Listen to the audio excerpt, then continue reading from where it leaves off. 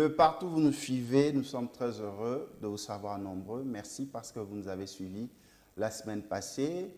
C'était le 31 décembre. On couvrait le passage en 2020 avec Patrick Lupini, cet entrepreneur congolais vivant dans la diaspora qui a démontré son esprit de patriotisme en illuminant la ville-province de Kinshasa à travers 3 sites, à savoir la gare centrale, l'hôtel de ville de Kinshasa, ainsi que le boulevard du 30 juin, a commencé par la chancellerie des ordres nationaux jusqu'à la gare centrale.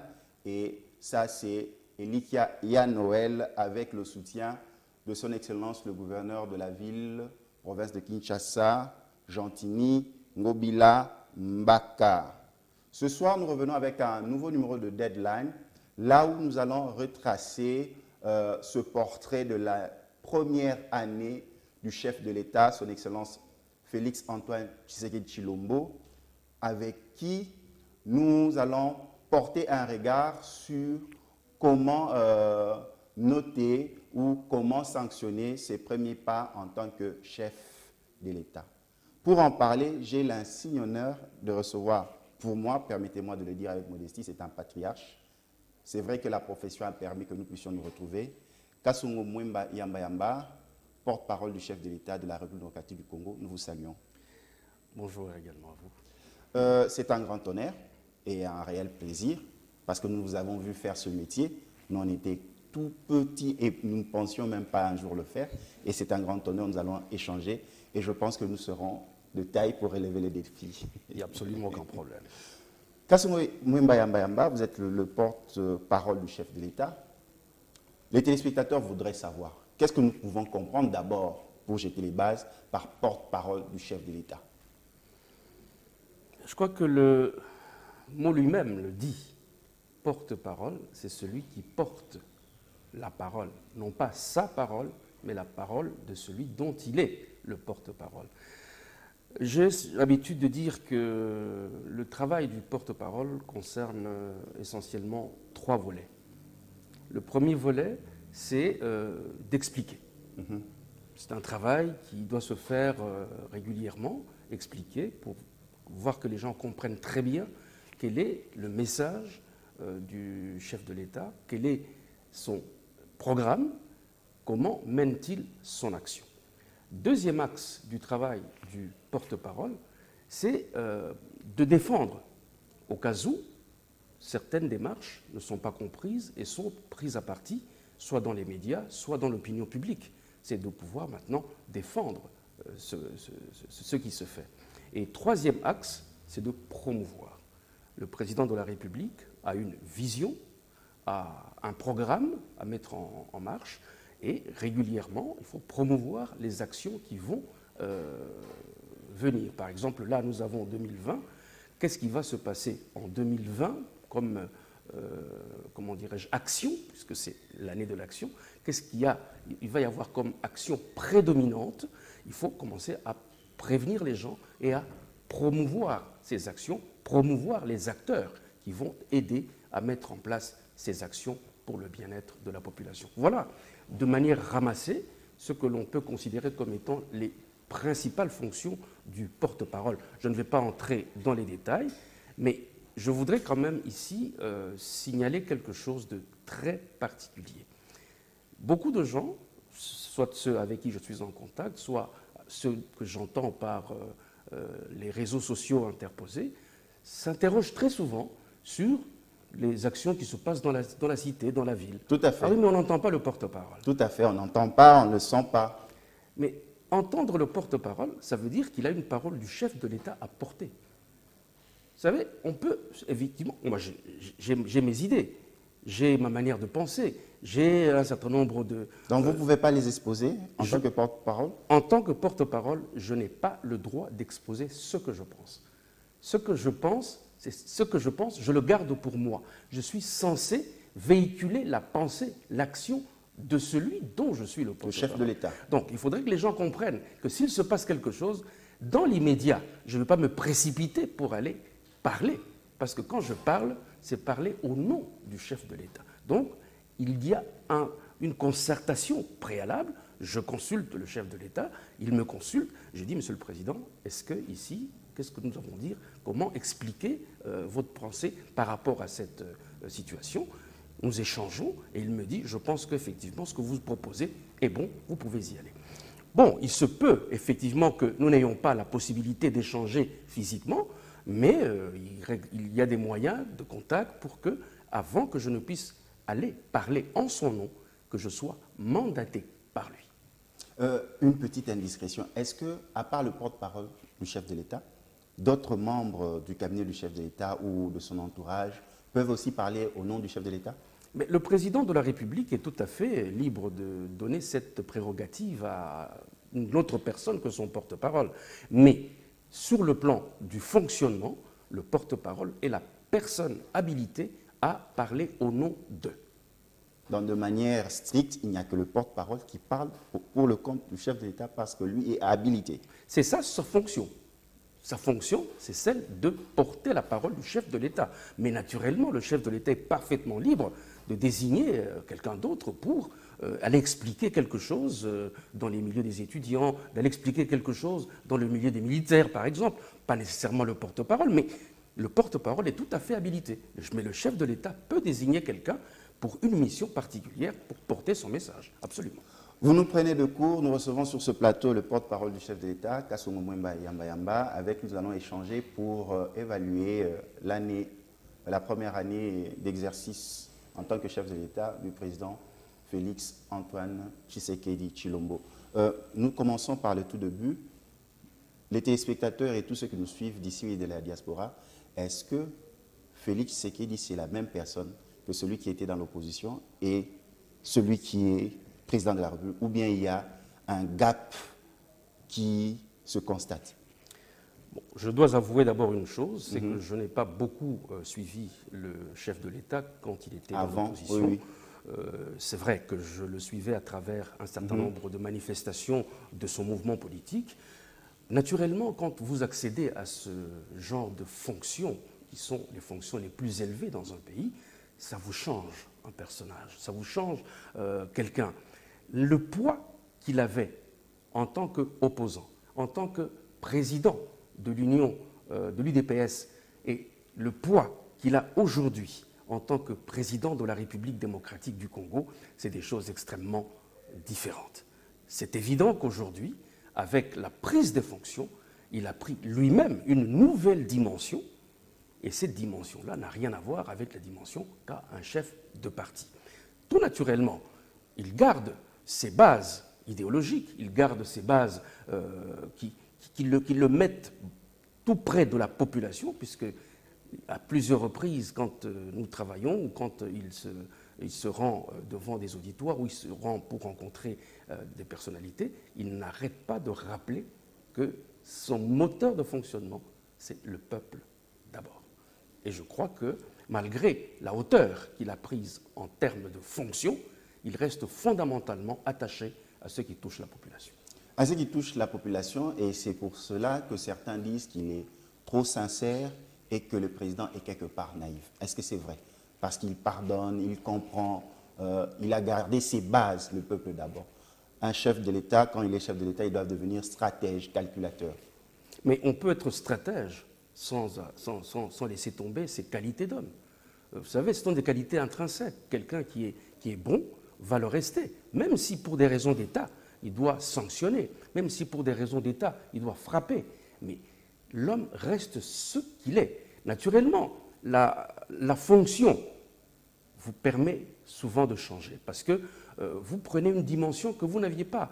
Vous ne travaillez pas avec votre famille, vous ne travaillez pas avec uniquement vos proches, vous travaillez pour des millions de citoyens et leur intérêt passe naturellement avant beaucoup de choses. Les intérêts particuliers, les amitiés, les liens fraternels, les liens comment dire, de voisinage, etc. Les responsabilités d'État font qu'effectivement, à un moment donné, il faut se transcender. Il faut aller au-delà de ses propres capacités, de ses propres possibilités. Le président Félix Antoine Tshisekedi a-t-il changé par rapport à ce qu'il était quand il était au parti? Je suis malheureusement pas très bien placé pour pouvoir le dire, mais ce que je constate, c'est qu'effectivement, le chef de l'État sait prendre la hauteur quand il doit décider pour le bien de l'État, pour le bien de la population, mais il sait également discuter amicalement avec les personnes qu'il connaît, les personnes qui sont dans la difficulté, les personnes à qui il peut rendre service. Ça, il sait le faire. Est-ce un frein si un chef de l'État garde ces mêmes comportements, par exemple en confessant publiquement sa foi chrétienne? Mais écoutez, nous savons que l'État congolais est un État laïque. Tout à fait. Mais la laïcité ne dit pas que vous ne devez pas confesser votre foi. Est-ce qu'il ne met pas mal à l'aise d'autres confessions? Mal à l'aise, probablement pas. Enfin, je n'ai pas fait d'enquête particulière pour le dire, mais je crois que le fait de confesser sa propre foi, le président de la République l'a déjà fait à plusieurs reprises. En livrant le pays entre les mains de Dieu au stade de martyr, par exemple? Oui, mais quand vous dites livrer le pays, j'étais même tenté de vous dire en délivrant le pays, parce qu'il le confie aux mains de celui qui délivre, de celui qui libère. Non, le président de la République est chrétien. Fondamentalement, il croit en la puissance, en la présence, en l'amour de Dieu. D'ailleurs, il y a un mot qui revient souvent quand les journalistes l'interrogent. Je me souviens, nous étions à Bruxelles, il était devant TV5, la télévision française, enfin, disons francophone. Voilà. Oui, tout à fait. Et on lui pose la question, Monsieur le Président, pour vous, quel est le mot le plus important? Et nous étions là en train d'attendre ce mot. Et il a dit amour. Donc je crois que ça vient du fond de son cœur. Il comprend très bien que le Congolais, déjà lui-même, le Congolais est un croyant, fondamentalement. Et que confier sa charge à Dieu n'est pas du tout antinomique avec le fait d'être à la tête d'un État laïque. Le président de la République n'a pas forcé les gens à venir au stade pour prier, pour l'accompagner dans sa prière, pour aller confier. Il confie sa charge, en fait, à Dieu. Parce que c'est lui qui a la charge de conduire la population. Mais il a besoin que celui qui peut tout puisse l'assister. Donc, il comprend qu'il est un homme. Même s'il est à la tête d'un grand pays, il se rend compte, devant la puissance de Dieu, devant l'amour de Dieu, il dit, Seigneur, je suis et je reste un homme, j'ai besoin de vous. Voilà pourquoi il dit, il confie. Vous savez, c'est différent. Vous avez dit, il a livré. Moi, je dis, il confie son pays. Il confie sa charge. Il confie la population entre les mains de Dieu. Ce n'est pas du tout, encore une fois, antinomique avec la laïcité. Vous venez à l'instant de vous arrêter sur ce programme. Nous recevons dans Deadline Kasongo Mwimba Yamba Yamba, porte-parole du chef de l'État, pour faire une analyse de ce qui a été l'année 1 du chef de l'État, son Excellence Félix Tshisekedi Tshilombo. Nous entrons dans les profondeurs. Il prête serment, passation civilisée à la tête au sommet de l'État.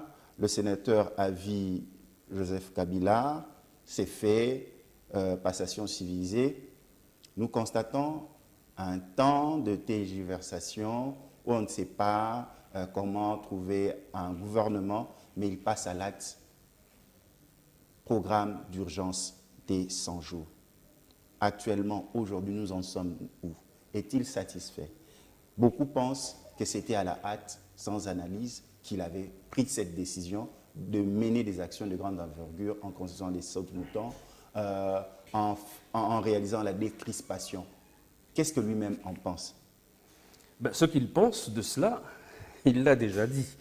Le chef de l'État a décidé de mener ce programme d'urgence parce qu'il savait que la configuration politique qu'il a portée au pouvoir, mais qui en même temps a porté dans les chambres parlementaires une majorité qu'il ne contrôle pas, il savait que la cohabitation allait être difficile. D'où cette décision de faire une coalition pour former un gouvernement. Donc le président de la République se dit, en attendant que les discussions, et c'est un fin politique, il a déjà participé à des négociations, je ne peux pas vous les citer toutes ici, il sait comment les Congolais discutent. Donc il se disait bien, il se doutait bien que quelque part, ça allait prendre du temps. Mais en attendant que le gouvernement entre en fonction, qu'est-ce que l'on fait? Voilà l'explication de ce programme d'urgence dit programme des 100 jours. En est-il satisfait? Vous savez, quelqu'un qui a une grande ambition pour son pays ne peut pas se satisfaire d'un travail, même s'il a été bien fait, parce qu'il se dit qu'on doit toujours mieux faire. Vous savez, quand moi j'étais à l'école, nous avions toujours des professeurs qui vous disaient « vous pouvez mieux faire, peut mieux faire ». Et je crois que c'est cette position qu'il a vis-à-vis de ce qu'il a entamé comme programme.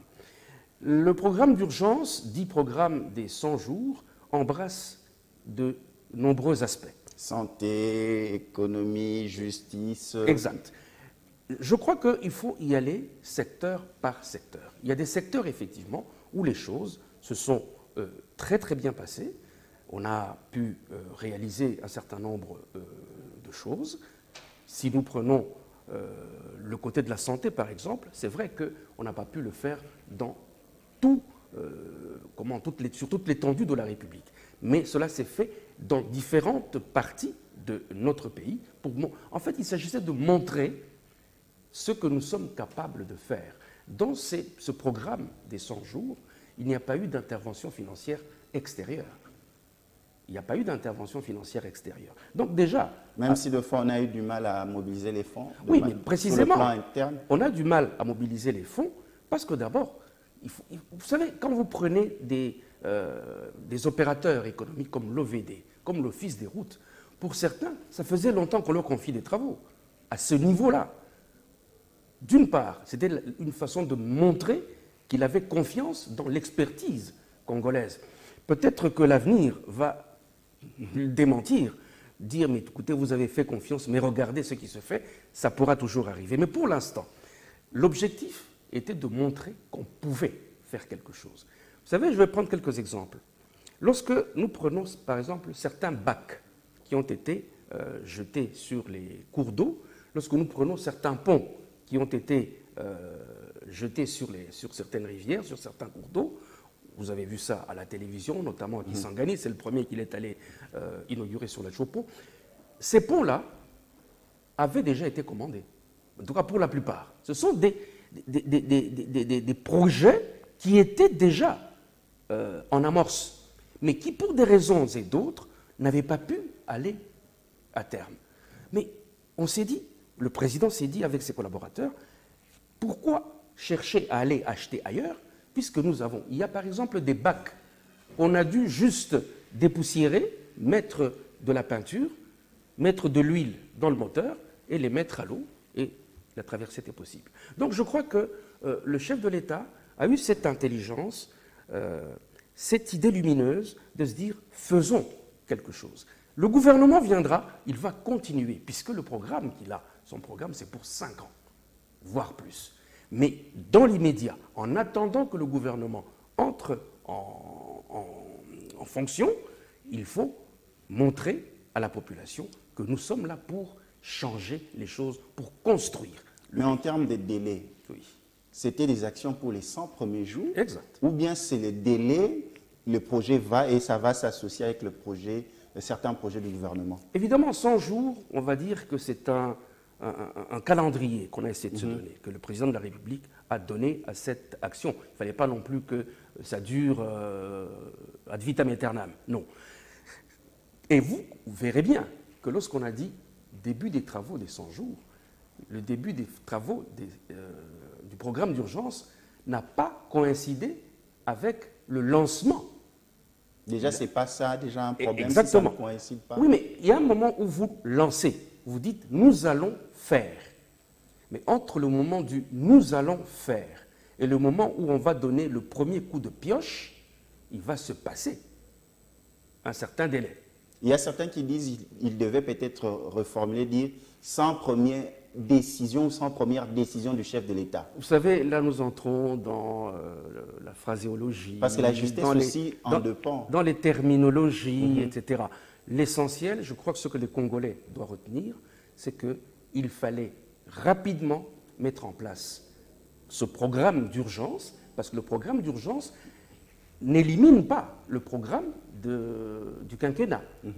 c'est tiré du programme du quinquennat, mais pour voir rapidement ce qui peut être fait en attendant que le gouvernement prenne le relais pour la durée du quinquennat, tout au moins pour le début du quinquennat.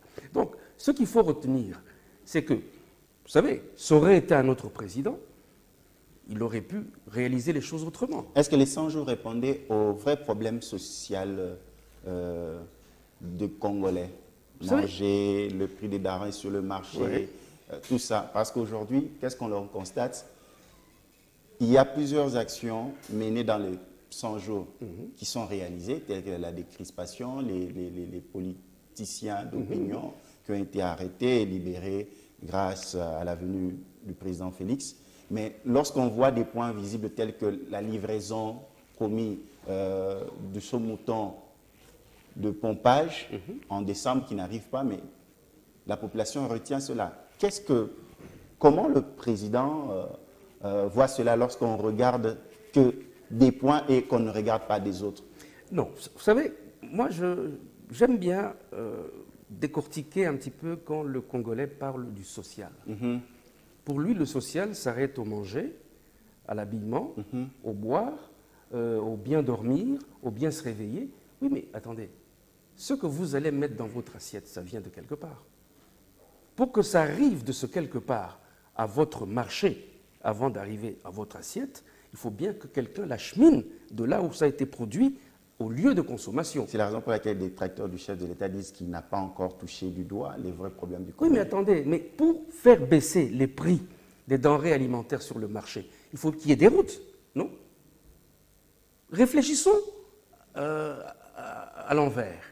Pourquoi est-ce que les denrées alimentaires coûtaient si cher? Parce qu'il n'y avait pas de route. Aujourd'hui, je vous dis, prenez simplement le pont. J'aime bien revenir sur cet exemple-là, le pont de la Chopo, qui permet, nous disent les spécialistes, de relier plus ou moins 3 provinces. Mais ce petit pont, il permet aujourd'hui d'acheminer des denrées alimentaires. Il permet la circulation des biens et des personnes. C'est vrai, on peut critiquer, mais pourquoi avoir commencé par le pont? Oui, mais par le pont arrivent tous les biens dont le Congolais a besoin. Donc c'est vrai, quand on parle du social, il ne faut pas s'arrêter simplement à ceux qui arrivent dans l'assiette. Mais il faut se dire aussi que ce qu'on fait comme route, c'est pour préparer le social. Naturellement, quand on a souffert pendant de longues années et qu'une lueur apparaît, on se dit mes problèmes vont se terminer tout de suite, hélas. Nous recevons pour vous Kassoumou Mbayambamba, porte-parole du chef de l'État. Avec lui, nous sommes en train d'établir un bilan par rapport à la première année d'exercice du chef de l'État en qualité de président de la République. Kassoumou Mbayambamba, nous avançons. Est-ce que Félix Tshisekedi est le ciment de la coalition FCC-CACH? Est-ce qu'il y croit plus que tout le monde?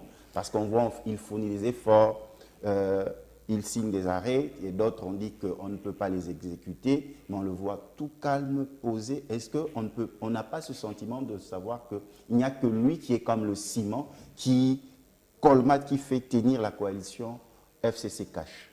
Mais précisément parce que c'est lui qui a voulu cette coalition. C'est lui qui a voulu, bien entendu, avec d'autres, qu'il y ait cette coalition.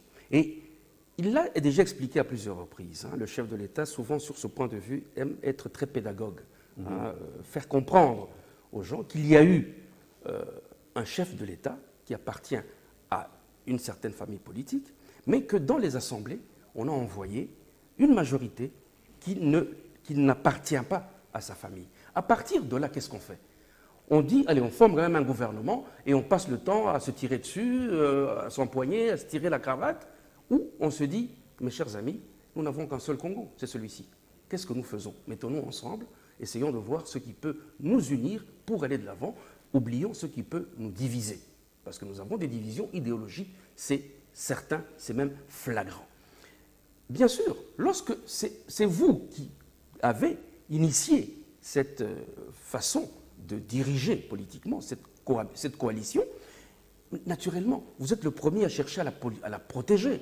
Vous êtes le premier à chercher à la consolider. Vous savez, dans toutes les familles, vous avez des personnes qui adhèrent très vite, qui peut-être se fatiguent un mois après.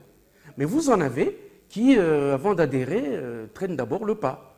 Et puis, au bout du compte, quand il voit que, bon, il n'y a pas d'autre possibilité, ben, il se dit, après tout, puisque c'est comme ça, allons-y.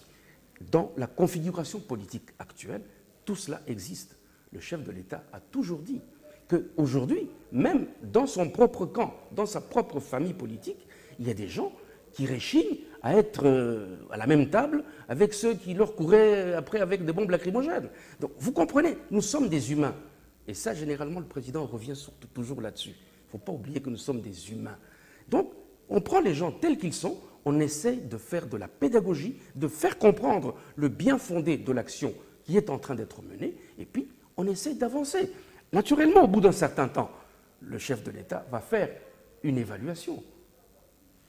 Et il va dire, OK, je pense que nous avons le bon rythme. Ou s'il estime que le rythme n'est pas bon, qu'est-ce qui fait que la machine, la locomotive est retardée? Ah, c'est le dernier wagon. Bon, est-ce qu'il faut détacher le dernier wagon? Ou est-ce qu'il faut l'alléger? Ou est-ce que, etc., etc. Donc, il le dit lui-même, nous sommes pratiquement tous dans l'apprentissage. Ça ne s'est pratiquement jamais produit dans notre pays. Pratiquement tout ce que nous sommes en train de faire, c'est des choses nouvelles que nous expérimentons. C'est normal qu'il y ait des couacs, c'est normal qu'il y ait des retards, c'est normal qu'il y ait des incompréhensions. En étant dans l'apprentissage, comme vous le dites, arrive-t-il au chef de l'État d'avoir des regrets sur certaines décisions prises, certains collaborateurs ou partenaires dans l'alternance? D'avoir, je n'ai pas très bien compris la question. Je reprends. Vous parlez de l'apprentissage. Ma question est celle-ci. Ça arrive aussi au président d'avoir des regrets sur certaines décisions prises, certains de ses collaborateurs, parfois par rapport à son cabinet, ou certains aussi de ses partenaires de l'alternance ou de la coalition?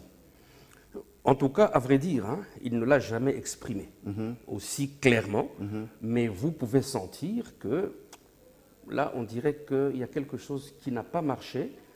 D'habitude, quand il est satisfait d'un travail, vous voyez un certain nombre de choses.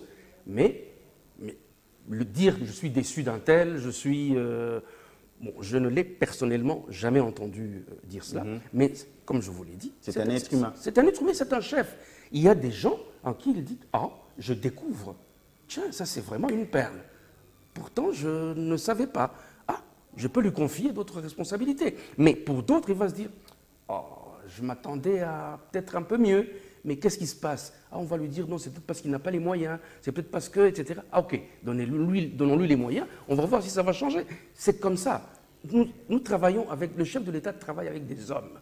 Et c'est normal. Là où tu travailles avec des hommes, il y a toujours des déceptions, mais heureusement, il y a aussi, on ne le dit pas souvent, mais il y a aussi des satisfactions. Oui, comme on le dit, des fois, on découvre aussi l'homme. Parfois, il est émotif avec le roulage qu'il a découvert en train de tracasser directement. Parfois, avec l'intervention socio-humanitaire envers d'une femme qui s'est fait déguerpir injustement. Mais est-ce que aussi on pensait qu'il pouvait l'être aussi en tant que chef de l'État parmi ses collaborateurs? Il y a un exemple qui a circulé dans le monde entier, qui a fait le buzz sur les réseaux sociaux. C'est Madame la ministre chargée des personnes vivant avec handicap. Oui. Lorsque le gouvernement est allé pour faire la photo de famille... Sur le perron en montant. Voilà. Bon, la dame, puisque c'est quand même aussi un exemple de ce que le président de la République... La solidarité. Non seulement la solidarité, mais il veut mettre en avant la femme. Et là, ça tombait bien. C'est une femme, mais en même temps, c'est une femme qui porte avec dignité le problème, le handicap qui est là. Et le président l'a aidé à gravir les marches. Donc, il peut le faire en tant que chef de l'État, il l'a fait. Et il le fait à d'autres occasions. C'est quelqu'un qui est attentif, quelqu'un qui trébuche. Vous sentez tout de suite qu'il a envie que la personne, on lui évite de tomber. Moi, je pense que là, ça reste encore ce que nous avons dit au début, l'homme. L'homme est fondamentalement comme ça. Mais évidemment, en tant que chef de l'État, là, il aurait pu demander à un de ses collaborateurs d'aider la ministre. Mais il l'a fait lui-même pour montrer qu'il reste chef, mais il est aussi là pour soutenir ceux qui sont faibles, pour soutenir ceux qui vont dans ce gouvernement peut-être trébucher, ceux qui vont dans son entourage se montrer fatigués. Il leur dit, allez, allez, un peu de courage, nous sommes presque arrivés. Nous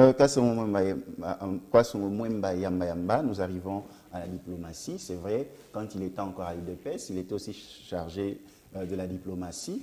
Est-ce que ce n'est pas le naturel qui revient au galop avec la diplomatie à outrance et certaines rencontres qui font couler de l'encre et salive, son appointance avec, par exemple, son homologue Kagame, s'est tenant la main. Est-ce que l'homme a cherché à changer le point de vue de ses voisins, de la communauté internationale, par rapport à la RDC et sa population? Ça me paraît évident. Lorsque le président Tshisekedi entre en fonction, que l'on se souvienne, quel était l'état des rapports avec les voisins, avec certaines puissances occidentales? Quel était l'état de ces relations? Si je ne me retenais pas, je dirais exécrable. Première chose, rassurer les voisins. Le pouvoir a changé de main. Il y a un nouveau président. Eh bien, je viens vous rassurer. Je suis quelqu'un qui veut travailler, la main dans la main avec les voisins. Je suis quelqu'un qui va transformer notre sous-région, parce que nous en dépendons tous. C'est ainsi que, vous avez vu ces premiers déplacements, ça a été pour rendre visite aux pays voisins, discuter avec... Même si ces voisins ont fait du mal à certaines communautés de notre pays. Vous savez, l'histoire du monde nous montre qu'il n'y a jamais d'ennemi éternel. La France et l'Allemagne se sont fait la guerre pendant des années. Aujourd'hui, la France et l'Allemagne sont la locomotive de l'Europe. D'une Europe qui marche, d'une Europe qui rivalise avec les États-Unis. S'il s'était dit, si les fondateurs de l'Europe, les Schuman et les autres, s'étaient dit, on s'est fait la guerre, on reste sur ces ressentis historiques, ben, l'Europe ne serait pas ce qu'elle est aujourd'hui. Ce n'est pas un aveu de faiblesse, peut-être pour certains détracteurs. Chercher la paix, c'est un aveu de faiblesse? Je ne sais pas ce qu'on gagne en faisant la guerre, sauf si on a une intention d'aller annexer un pays voisin, par exemple. Mais là où on peut gagner le voisin sans lui faire la guerre, j'imagine qu'il y a beaucoup plus intérêt à utiliser cette méthode. Et nous avons l'impression que cette méthode-là marche. Peut-être pas avec tout le monde. C'est vrai que nous avons un certain passé avec certains de nos voisins, avec certains pays avec qui nous avons lié des partenariats. Mais ne mettons pas tout le monde dans le même sac. Aujourd'hui, les relations entre la République démocratique du Congo et la plupart de ces pays partenaires sont des relations, allez, si je me permets encore une fois l'expression, au beau fixe. La République démocratique du Congo a renoué avec l'Union européenne. La République démocratique du Congo, aujourd'hui, c'est la voix de Félix-Antoine Tshisekedi qui non seulement est entendu, mais qui est recherché. Le président de la République s'est exprimé devant des tribunes de haute portée, comme l'Assemblée générale. Et pour quel gain? Oui, mais quand vous êtes absent, vous savez, je crois que c'est en droit où on dit qu'on a horreur du vide. La nature a horreur du vide. Oui, oui. Mais quand vous êtes absent, vous êtes absent. Quand on décide, vous n'êtes pas là. Quand on décide, on ne vous consulte pas. Donc c'était important. Je sais qu'il y a des gens qui vont aller tout de suite prendre des calculettes, ça fait 25 ou je ne sais pas combien de voyages, oui. Ça a coûté autant à l'État. Le budget, oui, oui. Le président lui-même a répondu. Vu qu'on n'a pas assez de moyens, comme le dit souvent le chef de l'État a répondu, non seulement dans le discours sur l'état de la nation, mais il avait déjà répondu avant pour vous dire que ces voyages-là, ils rapportent beaucoup à la République démocratique du Congo. Peut-être pas en espèces sonnantes et Mais trébuchantes. comment les mesurer? Oui, mais ça va se mesurer. Attendez, mais quand vous dites « il s'est rendu en France », comment mesurer l'importance de cette visite? Ce n'est pas parce que la France dit « je vais donner X milliards ou X millions pour aider à la gratuité de l'enseignement » que ce n'est pas ça la mesure de la portée historique de cette visite. Quand le président de la République se rend en Belgique et qu'il va discuter avec les autorités belges pour relancer notamment la coopération militaire, pour rouvrir le consulat congolais à Anvers et le consulat belge à Lubumbashi. Quand il va rencontrer les hommes d'affaires, les investisseurs belges, aussi bien wallons que flamands, comment vous allez mesurer ça? En termes de millions? Sans doute.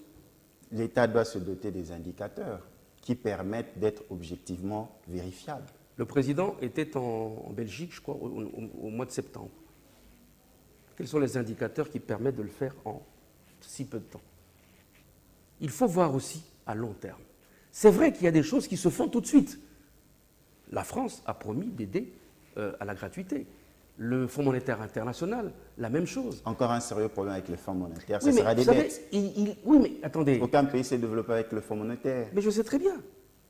Et pourquoi prendre ces risques? Oui, mais lorsque le chef de l'État va chercher à sécuriser les investissements, c'était notamment l'une des questions fondamentales en Belgique.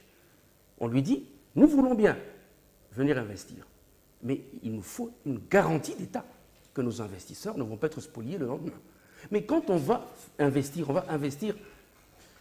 pas dans l'armée, ils vont investir dans l'industrie, ils vont investir dans... Et ça, c'est sur le long terme. Donc, il fallait commencer, et c'est ce que le chef de l'État a fait. Il fallait débroussailler. Vous savez, nous étions isolés. Peut-être que les gens ne le comprennent pas assez ni suffisamment. Nous étions pratiquement isolés. Aujourd'hui, il faut remettre le Congo à la place qui est la sienne dans le concert des nations. Et c'est ce à quoi le chef de l'État s'est appliqué. Maintenant, j'invite les gens à s'asseoir devant les calculettes et à commencer à compter. Oui, telle visite nous a rapporté autant, telle visite nous a rapporté autant. OK, nous allons jouer le jeu. Kassoumou Mbayamba, vous avez parlé de la gratuité. Est-ce que la gratuité n'était pas un essai-erreur? Parce qu'il y a plusieurs dispositions de la Constitution qui doivent être respectées. Oui. Mais pourquoi seulement choisir la gratuité?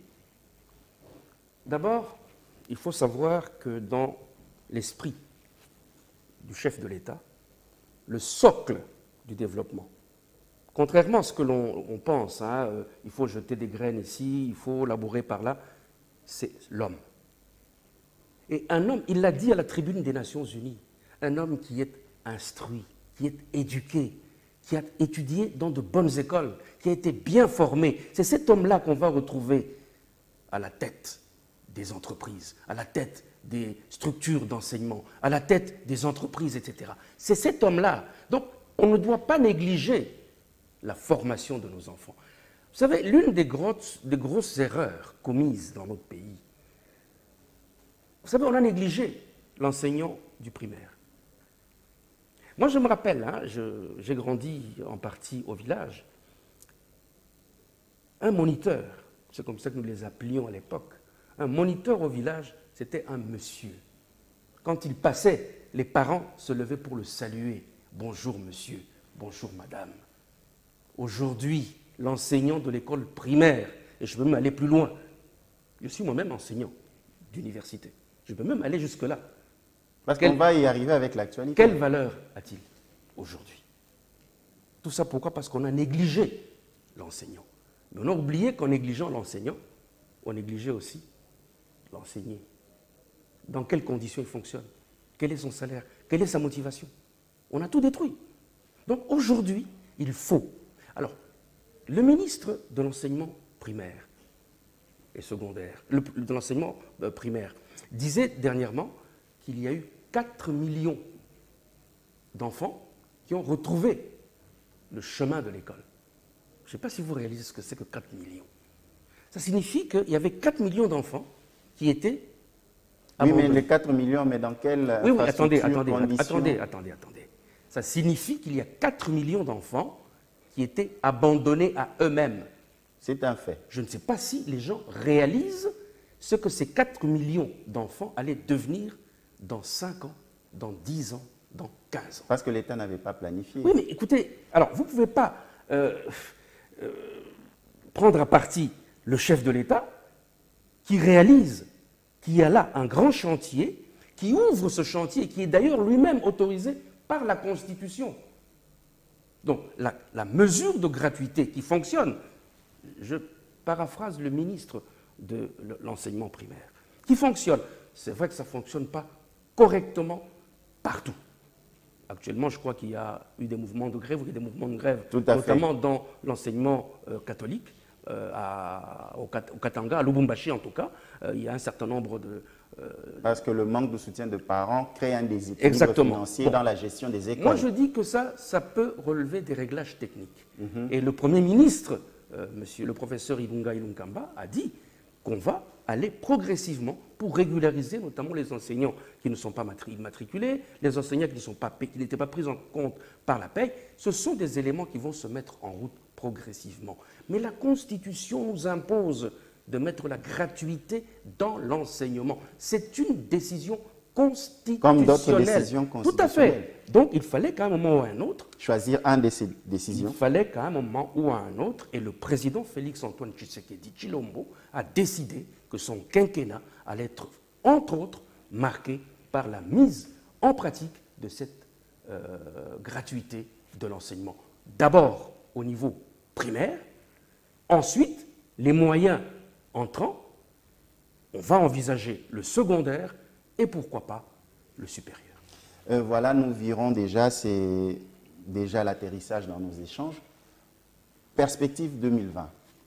Grogne des enseignants à l'université, implication de jeunes, violence au campus, à l'UQIN. Déjà, le début 2020 s'annonce chaud pour l'actuel président. Quelles sont ses perspectives par rapport à cette année? Puisque vous évoquez ce qui se passe actuellement sur le campus de l'université de Kinshasa, je crois que là, chacun est à sa place. Il y a un gouvernement qui mène les actions sous la conduite du chef de l'État. Le gouvernement a estimé que la situation était grave. D'abord, ceux qui ont conduit cette manifestation ne sont pas que des étudiants. Il y a ce qu'on appelle les infiltrés. Savez-vous qu'on a découvert des armes dans les chambres des étudiants? Des armes et des munitions. Regardez sur la toile, vous allez voir. Vous trouvez que c'est normal qu'il y ait une arme avec des munitions dans une chambre d'étudiants sur un campus universitaire? Est-ce que ce n'était pas par là que le président devait commencer par les états généraux dans chaque ministère? Oui, mais attendez. Le président de la République, ne l'oubliez pas, a prêté serment au mois de janvier de l'année dernière. 24 janvier. Voilà. On ne peut pas d'une baguette magique transformer tous les secteurs. Le secteur de l'enseignement supérieur n'a pas été négligé. Simplement, il fallait commencer par un secteur qui lui semblait prioritaire, c'est le secteur de l'enseignement primaire. On s'est expliqué ici longuement pourquoi. Parce que c'est quand même la base, ce qu'on appelle le fondamental de l'enseignement dans un pays. Maintenant, il se fait que les étudiants protestent parce qu'il y a la hausse. Le réajustement des frais scolaires.